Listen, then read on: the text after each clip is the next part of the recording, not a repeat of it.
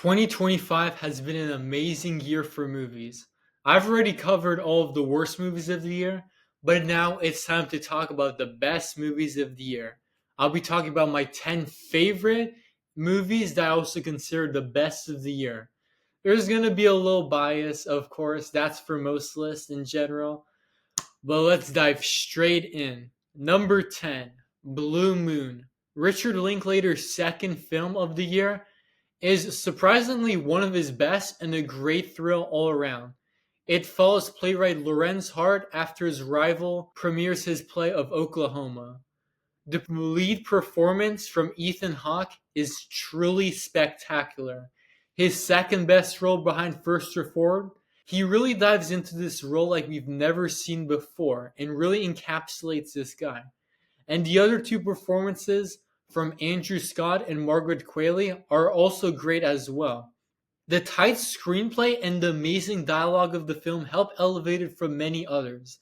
And even though this is a small setting set in one place, it's still a really fun and fascinating film throughout. Even though this may not be a film for everyone, Blue Moon I found to be a really amazing film. Number 9, Hamnet. Probably the most tragic and dramatic film on this list, following the wife of William Shakespeare after the death of their son Hamlet. This is a really emotional ride throughout with very little humor whatsoever. The lead performance from Jessie Buckley is just truly spectacular, perhaps the best performance of the year, with Paul Mescal as the legendary writer William Shakespeare truly doing wonderful work as well. You really feel like you're in 1600s England throughout. All of the production design is phenomenal, and this may be Chloe Zhao's best direction yet. I may not love Hamnet as much as other people do, but I still really value it, and this is a type of movie we really don't get anymore. Period pieces have faded away, but Hamnet shows that this genre still has a lot to offer. Number 8, Wake Up Dead Man. The latest film in the Knives Out franchise is somehow the best yet. Just as ambitious as Glass Onion, with really tight writing and characters from the original, Wake Up Dead Man, despite tackling so many different themes that you wouldn't expect from this type of whodunit film, Ryan Johnson and crew have really shown that this is one of the best franchises at the moment. By giving Benoit Blanc a back seat and by focusing on Josh O'Connor's character, you really get to understand this world more. And the characters in this film are arguably the best in the franchise. The twists in this film seem a little absurd at first, but they really make sense by the end of the film. And no matter who you are, you're going to be surprised by the results. I'll be glad if we get a new Knives Out film every couple years, because Ryan Johnson has proven he's not only a very talented director, but one of the best writers working in Hollywood as well. Number 7, Bugonia. Yorgos Lanthimos' follow-up to Poor Things almost hits the heights of that film, but delivers a very interesting film that we haven't seen from the director before. It's a very small-scale film. It's about two conspiracy theorists who believe a CEO is going to bring the end of the world, and despite a very small cast and very few locations, the two lead performances from Jesse Plemons and Emma Stone really help bring this film into fruition. The dialogue is immaculate, and this is a very unique adaptation of a Korean film. And it has so many twists and turns that this is probably the most captivating film from Lanthimos as of now. Despite how absurd it gets at the very end, Bugonia is still a very interesting film that balances so many different genres very well. The acting is phenomenal and the writing is top notch. And even if this film seems a little too weird for you, I would still recommend to check it out because it delivers so many good things that there's a little something for everybody in this film. Number 6, Weapons. I'm not the biggest fan of horror films in general, but 2025 has delivered so many unique horror films such as Weapons that it's really making me reconsider the genre and to dive into more of the classic films to understand it. Weapons is a true masterpiece from Zach Kreger. The story and structure of Weapons could be confusing to someone not as talented of a writer, but it balances all of these different characters so well that you really feel connected to them all by the end. But the true standout is Amy Madigan as Aunt Gladys, a unique new horror villain that we haven't seen in ages, and really helps bring the film to its true spotlight by the end, even though she doesn't have the best screen time. I'm really ashamed that I never got a chance to see Weapons in theaters, because on all aspects, it turned out to be the best film that was released this summer, and something horror fans or people who despise the genre can like no matter what. Number 5.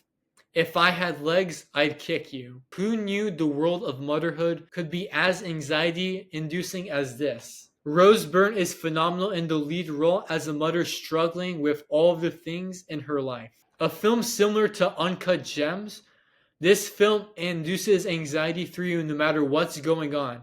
Even though the stakes aren't the highest, you really get to understand this character, with Rose Byrne delivering an absolute phenomenal performance alongside the rest of the cast, which include Conan O'Brien and A$AP Rocky. There are so many shocking and thrilling moments throughout that you would never have expected, but still, even though on the surface, this film doesn't seem the most interesting and seems pretty bland, by the time you're finished with it, it leaves you with your mouth wide open, shocked at what happened, and showing how we need more movies like this that helps brings your anxiety levels up. Number 4, Sinners. Ryan Coogler's latest film is his best yet. His partnership with Michael B. Jordan has brought so many good classic movies now and has basically a flawless filmography, but somehow Sinners manages to surpass that.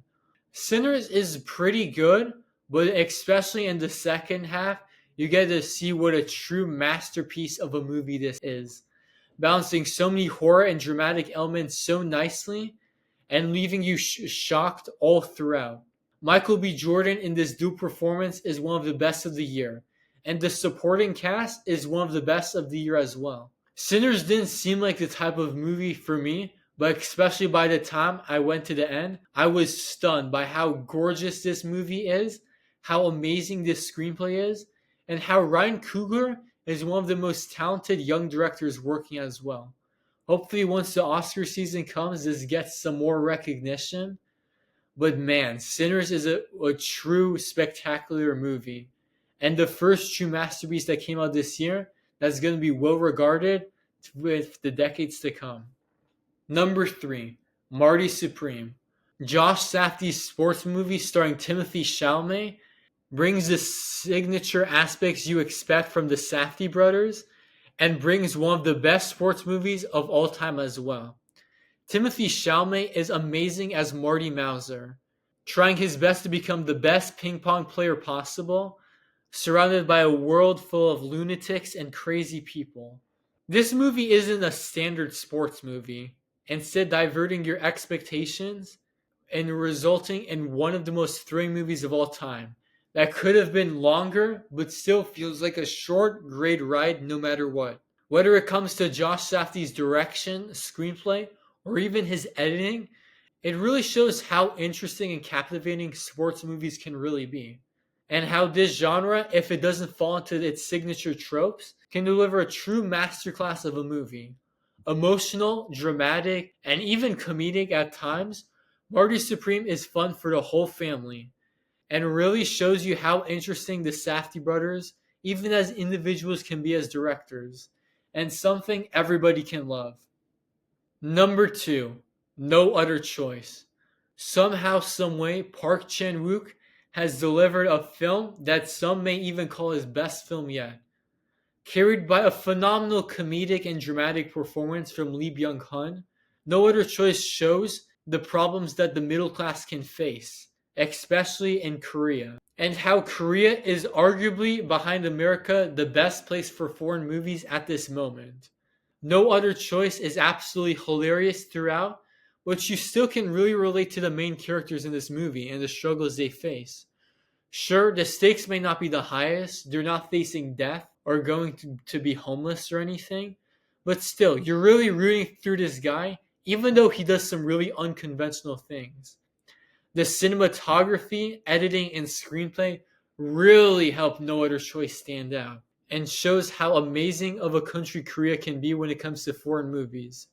Park Chan-wook and Lee Byung-hun are both very talented entities within themselves. I'm really curious to see what they have into the future, because this is a truly perfect film, and I'm struggling to understand how you can surpass such a masterpiece.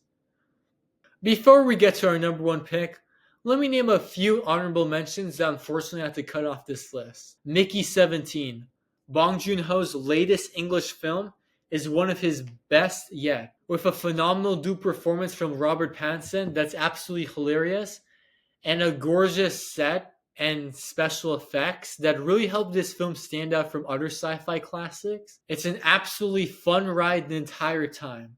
Sure, it doesn't hit some dramatic elements the best, but still, this is one of the funnest movies I've seen this year and shows how diverse of a director Bong Joon-ho can be. Train Dreams. Although on the surface this seems like a very boring movie about just some random guy, the gorgeous direction and cinematography helps Train Dreams stand out as a true spectacle. This film looks gorgeous absolutely throughout. You could pause this movie and this would look as a painting. And helped by the great lead performance from Joel Edgerton, helps Train Dreams really stand out as a very somber film. Although this film won't be for everyone, if you really focus on this film, it's one of the best of this year and shows that even though Netflix as an entity can be scary at times, they give filmmakers the opportunity to create some really great films as well. Sentimental Value. Joachim Trier's follow-up to The Worst Person in the World, Sentimental Value follows four central characters, and all of the acting in this film really helps it stand out.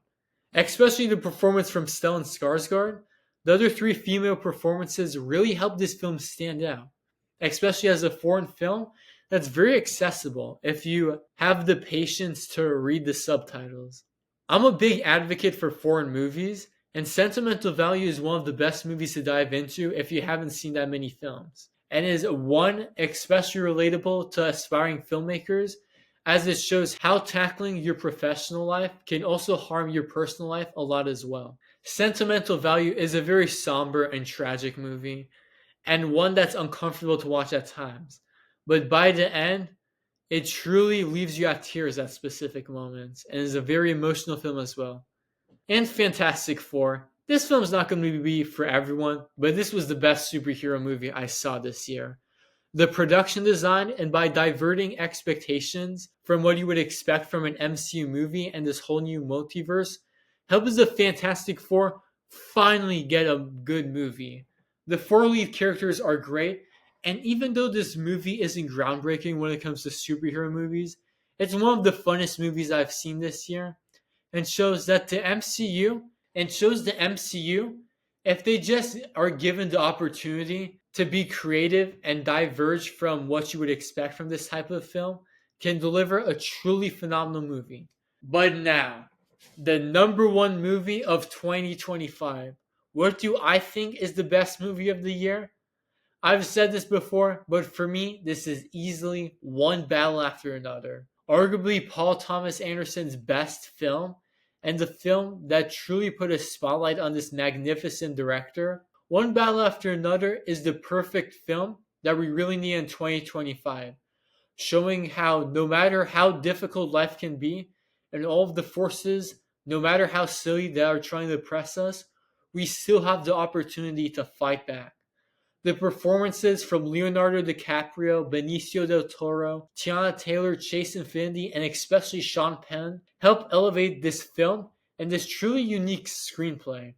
His biggest film yet, Paul Thomas Anderson shows that he is one of the best directors of all time, delivering a fun, action-paced film that, although it has many laugh-out-loud moments, can still really pull on your heartstrings and can be very emotional. One of his most dramatic films as well. A lot of people may not like One Battle After Another for its themes, but I truly love it, and shows how we have to fight back against the things we don't believe in an oppressive society as a whole. One Battle After Another is truly the film we needed in this dark age, especially what's going on in the greater world, and should be motivating and inspirational to people. And this film really connected with me the most. And as I've seen online, has also connected with many people as well. And this should easily be able to win all of the Oscars it's nominated for. But anyways, those were my favorite movies of 2025. In the comments below, what are some of your favorite movies that I didn't mention here? And also leave your thoughts on the movies I mentioned here as well. Thank you all so much for the support. I hope you appreciate this video, and hopefully I'll also see you next time. See ya!